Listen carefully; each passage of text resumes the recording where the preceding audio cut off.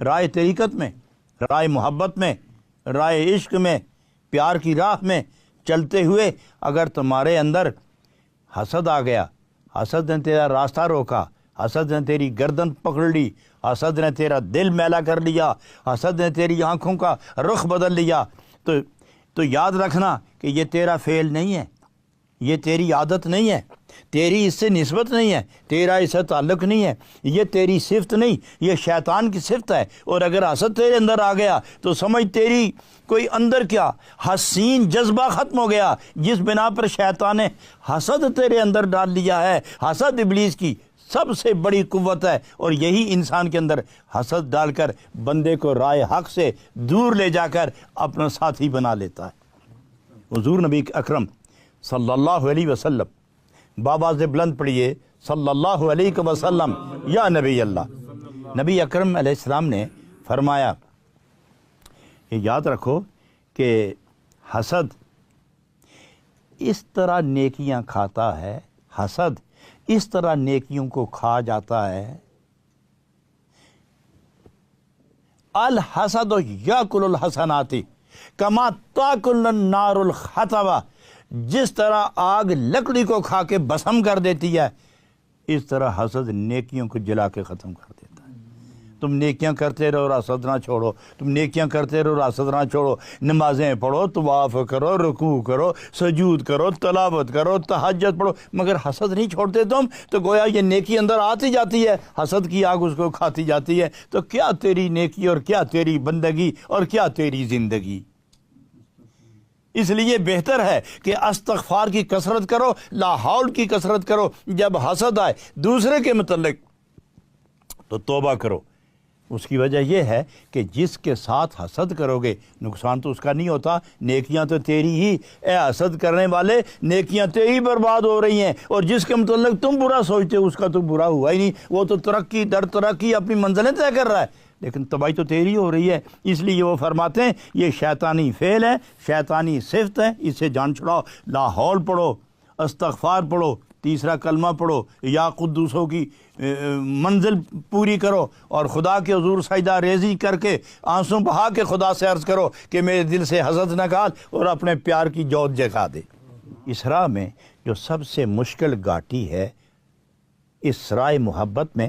راہ اذکار میں، محبوب کی طرف جانے میں جو سب سے مشکل مرحلہ ہے طے کرنے کا، وہ یہی حسد ہے، یہ مشکل گھاٹی ہے۔ اگر اس راستے میں حسد آ گیا تو سمجھ اے طالب، اے مسافر راہ عشق، سمجھ لے کہ اس تیرے راستے میں سب سے مشکل گھاٹی آ گئی ہے جس کو طے کرنا تیرے بس میں نہیں ہے۔ تو فرماتے ہیں اے خونہ کانکش حسد ہمراہ نیز، مبارک ہے وہ انسان، ٹھنڈا ہے دل اس کا، ٹھنڈی ہیں آنکھیں اس کی، خوش نصیب ہے وہ انسان، بلند بخت ہے وہ انسان کہ جس کے دل میں حسد نہیں مروت ہے، جس کے دل میں حسد نہیں محبت ہے، جس کے دل میں حسد نہیں ہمدردی ہے، جس کے دل میں حسد نہیں عشق کی تپش ہے، جس کے دل میں حسد نہیں طلب جلوہ محبوب ہے، وہ خوش نصیب ہے۔ فرماتے ہیں کہ اگر اس طرح تم نہیں کرو گے تو اس گھاٹی سے نہیں نکل سکو گے، اس طرح نہیں کرو گے تو اس راہ کو طے نہیں کر سکو گے، اور راستے ہی میں تباہ اور برباد ہو جاؤ گے۔ معلوم ہوا کہ یہ صرف عام آدمی کی صفت، عام آدمی کے لیے نہیں، خاص کے لیے نہیں، سب کے لیے ہے۔ ہر وہ آدمی جو طالب حق ہے، ہر وہ آدمی جو طالب نجات ہے، ہر وہ آدمی جو خدا کے ہاں سرخرو اٹھنا چاہتا ہے، ہر وہ شخص جو نبی کی بارگاہ میں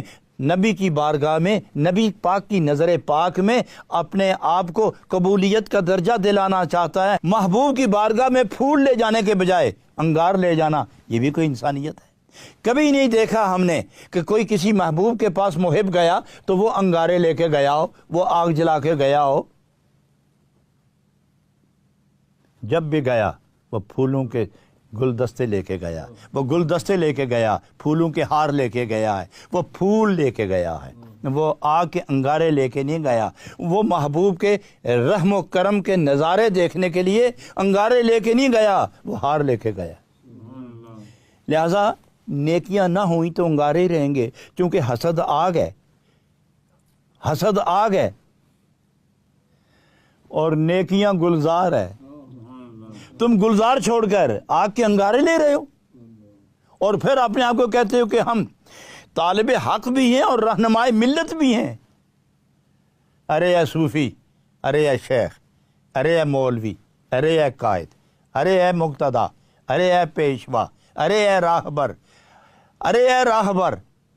ارے اے طالب حق، ارے اے واجد حق، ارے اے قرب رسول کی خواہش رکھنے والے، اگر دل میں حسد ہے